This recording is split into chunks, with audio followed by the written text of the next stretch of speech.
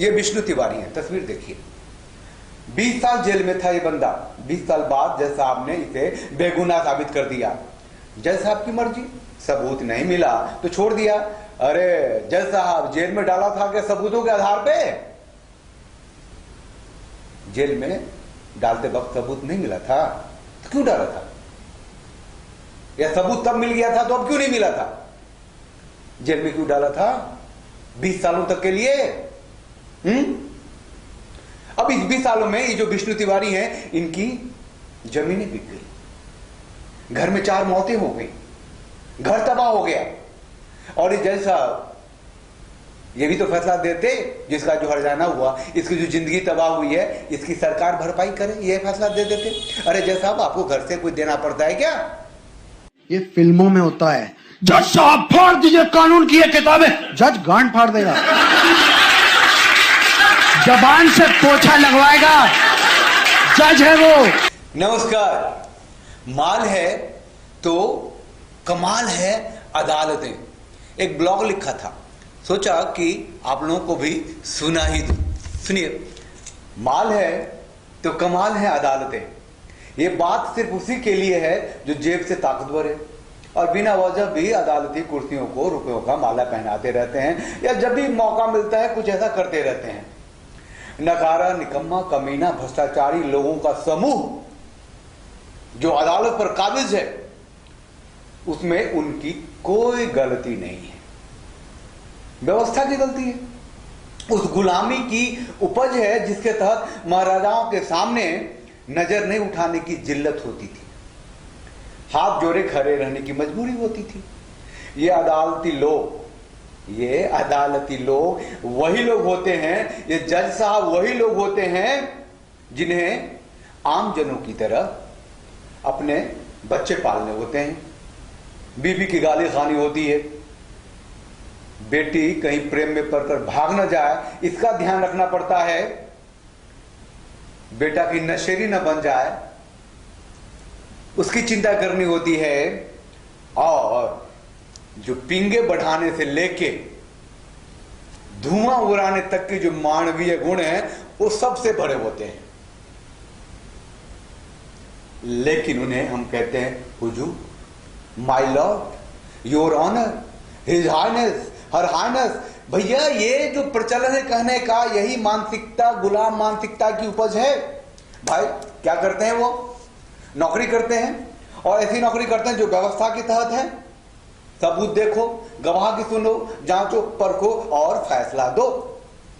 बताइए, यही काम है उनका। एक जज साहब कोई 40 साल नौकरी करते हैं, मतलब कि 480 महीने की नौकरी में 14,410 दिनों की नौकरी में ढंग के 10 फैसले भी नहीं करते हैं, तो कोई उनका क्या उखाड़ लेगा? बताइए ना। नौकरी है माय लॉर्ड वाली, योर ऑनर वाली, हिज हाइनेस वाली, हुजूर वाली, उनका कोई क्या उखाड़ लेगा? दरअसल योर ऑनर, हुजूर सुनने के लिए ये जो मेहनत करते हैं, माय लॉर्ड सुनने के लिए जो मेहनत करते हैं, उसी में इनकी सारी ईमानदारी, सारी कर्तव्य निष्ठा खत्म हो जाती है। और जब हो जाते हैं your honour, Hazur, my Lord, तब इनके ऐसे दिन होते हैं, मतलब कि एक से एक कोट पैंट पहने बड़े से बड़े उद्योगपति और खाकपति मजदूर सब गुलाम की तरह इनके सामने खड़े होते हैं। डर होता है कि सामने भगवान जी हैं, कहीं जेल भेज दिया तो सबूत तो नहीं चाहिए होती है, आरोप के आधार पर भी जेल भेजते हैं ना ये। और मेरी समझ में ये नहीं आ रही है कि ये जो भीख में मिली आजादी थी, चमचे में मिली आजादी थी, भगत सिंह, चंद्रशेखर आजाद, सुभाष चंद्र बोस को आतंकवादी बनाकर जो आजादी मिली थी, उसके साथ ही अंग्रेजों का ये जो सिस्टम है, मी लॉर्ड, योर ऑनरेबल से ढोने की क्या जरूरत थी? ये जज साहब को नौकरी पैसा हम क्यों नहीं मानते हैं? हुजूर, your honour, his, her highness, my lord क्यों कहते हैं? क्यों भाई, क्यों कहते हैं? प्रधानमंत्री तक की ऐसी तैसी करते हैं ना हम लोग। पंडित मौलवी भी तो जेल जाते हैं ना। फिर जज साहब कोई समुद्र मंथन से निकले हैं क्या? जज साहब समुद्र मंथन से निकले हैं? My lord, your honour, his highness, her highness क्यों भाई? एक जज साहब के नाक के नीचे तगड़ा लेन देन चलता है, इसमें किसी को कोई आपत्ति नहीं होगी। हाँ, ये जो तगड़ा लेन देन चलता है ये जज साहब को भी पता होता है, इसमें कुछ लोग ऑब्जेक्शन करेंगे। क्यों भाई, क्यों करेंगे? जज साहब को क्यों नहीं पता होता है? तारीख लेने के लिए क्या घूस देनी नहीं पड़ती है? बताइए, जज साहब को छिक भी आ गई तो अदालत नहीं आएंगे। उस दिन जिसका बेल होना होगा वो अगली तारीख को चला जाएगा, मतलब सैटरडे संडे को 3 दिन और जेल में रहेगा। और जो जेल गए हुए हैं उन्हें पता होगा कि जेल जाने से पहले तलाशी होती है, नंगा करके तलाशी होती है, चाहे आप डोमेस्टिक वायलेंस के केस में क्यों ना आप जेल गए हों, अपनी पत्नी की शिकायत पे ही जेल क्यों ना गए हों, और वहां हील हवाला करेंगे ना, थोड़ा सा अपना दिखाएंगे ना कुछ भी, तो पिछवाड़ा खोल Born into the world of indignity and shame, to be resigned to fate. जैसा इतना क्रूर क्यों होते हैं आप लोग? आपको छींक आई तो दवा ले लेके आ जाते ना, उस दिन बेल होनी थी उसको, आगे फिर कार्रवाई चलती रहती। और इन्हीं जज साहबों ने पेंडिंग केसों का भरमार लगा दिया। 3 करोड़ केस पेंडिंग है आज की तारीख में।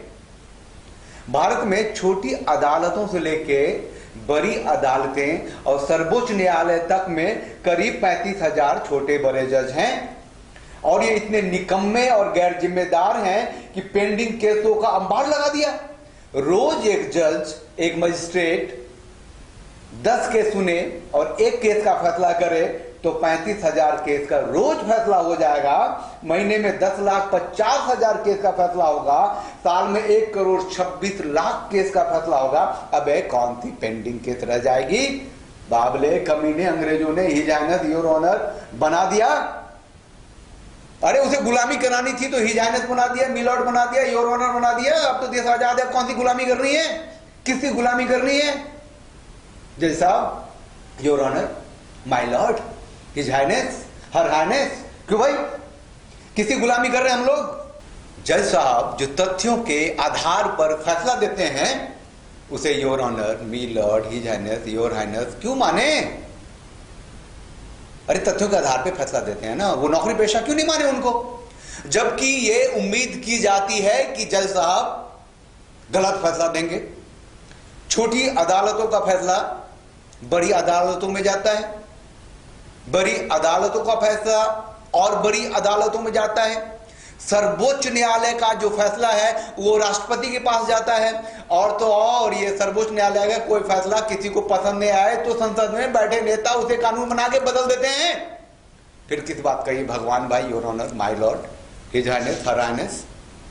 ये क्रूवेल लोग, गैर जिम्मेदार लोग, निकम्मे लोग, नाक के नीचे भ्रष्टाचार को देखने वाले लोग और भ्रष्टाचार करने वाले लोग हिज हाइनेस क्यों, योर ऑनर क्यों, माय लॉर्ड क्यों?